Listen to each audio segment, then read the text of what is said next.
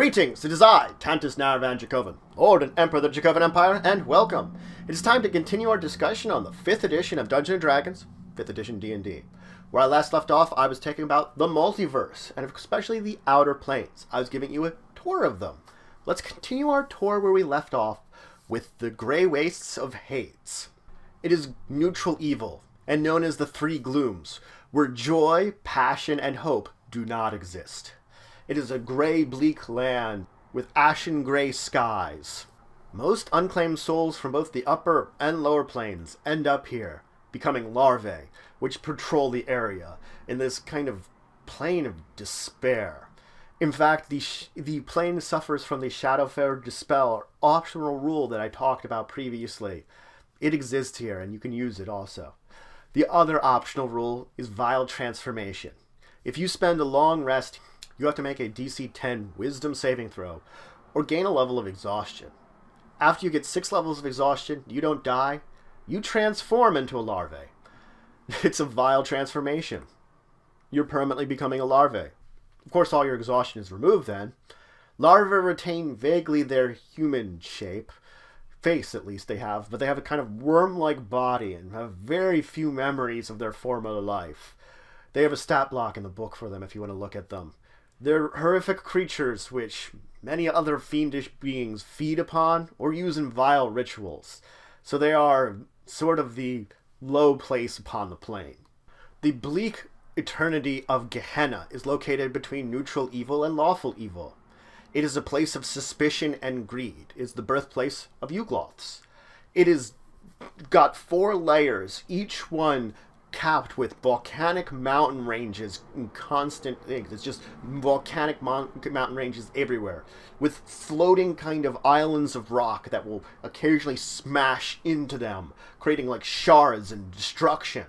Rocky cliff faces are everywhere, so more than likely, no matter where you're traveling, it's going to be at least a 45-degree angle you're going to be walking on.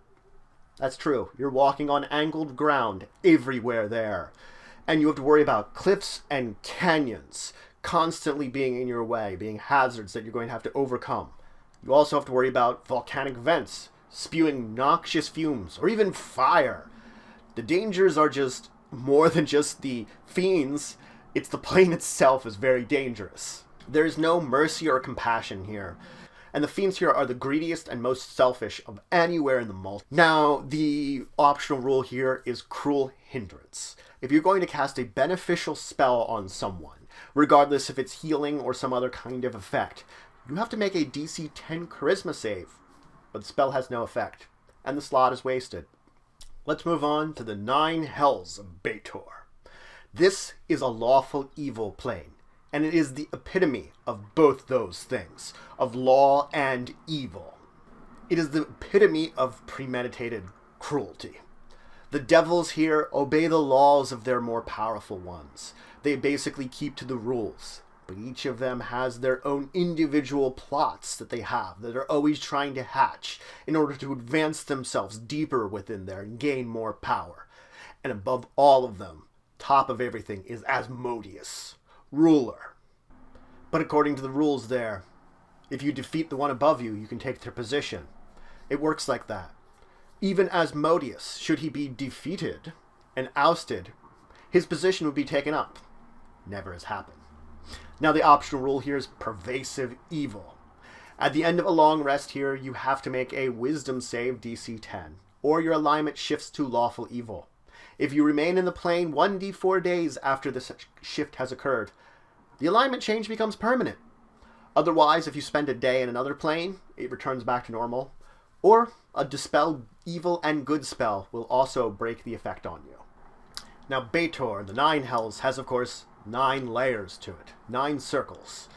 And each of these is ruled by an archdevil that gives their allegiance to, of course, Asmodeus, the Archduke, who rules over all of it from the lowest point, Nessus, the 9th circle, the 9th layer. You must go through all other 8 layers to reach there. And it just usually means traversing those layers and finding points where the river Styx winds in between them to travel then upon it in between them, slowly winding your way down. and only the most powerful and courageous of warriors actually attempt this journey in order to go down there and face against the ruler of evil himself, the Archduke, Asmodeus. Now let's talk about each of the layers of the Nine Hells. Avernus. Avernus is the first layer you're going to encounter. Of course it is for everyone.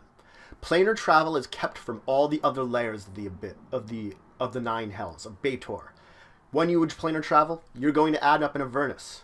It is a rocky waste with rivers of blood and swarms of biting flies, where comets of fiery rock fall from the sky, creating massive craters, and huge battle zones of littered bodies and weapons just scatter across the place as these monuments to Hell's victory over those that would try to invade it.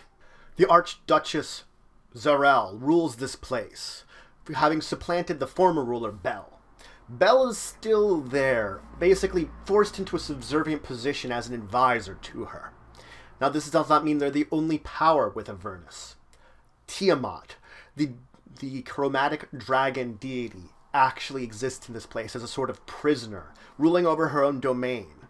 She's yet a prisoner still because of some kind of covenant she has with Asmodeus, some kind of deal that they made that no one knows the exact details of, that she cannot escape from her area, but she does control it very powerfully. Now Zariel's effectively seat of power is a massive basalt citadel covered in the sort of charred and flaming corpses of those that failed to gain her favor. She appears as an angel whose wings and skin has been cindered and burned through fire. And she has these kind of flaming, fiery, glowing eyes that she actually has the ability to gaze upon someone and cause them to burst into flames. Pleasant. So that's it for today.